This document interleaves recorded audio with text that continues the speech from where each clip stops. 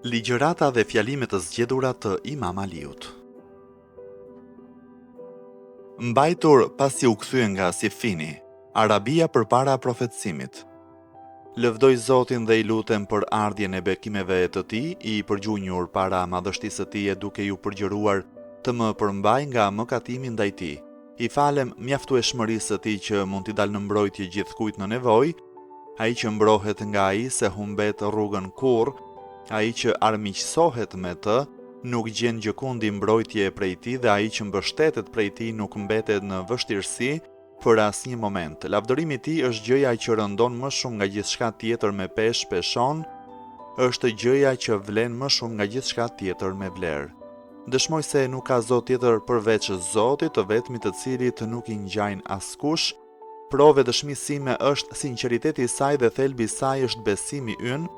Ati do t'i mbahemi për jetë, sa të kemi frym e do t'i rim në roj duke përballuar mjerimet që na bien, se ai është gëzim për Zotin, gur themeli për fen, hapi parë drejt punëve të mira dhe mjeti që e mban larg shejtanin. E po ashtu dëshmoj se Muhamedi është shërbëtori i tij dhe profeti i tij. Zoti e dërgoi atë me fen e ndritur të tij, librin e shkruar si simbol i së vërtetës, dritën rrezulluese dhe shkëlqimin verbues, si dhe me udhëzime përfundimtare për të davaritur dyshimet, për të dhënë prova të qarta, për të kumtuar qortime me anë të shenjave dhe për të paralajmëruar se vjen një shpagim. Atë kohë njerëzit ishin kredhur në vese që brenin e grinin themelet e fesë, shtyllat e besimit ishin lëkundur, parimet ishin përdosur, sistemi ndodhi zhytur në kaos, dyert ishin ngushtuar, mugu kishte rënë mbi shtigje, mjegulla e pengon të orientimin dhe teri kishte pllakosur mbi çdo gjë. Sot është kthyer prapë njëjta gjendje e mëparshme, Zotit nuk i jepet më bindje, besimi është flakur tej dhe i shërbehet vetëm djallit.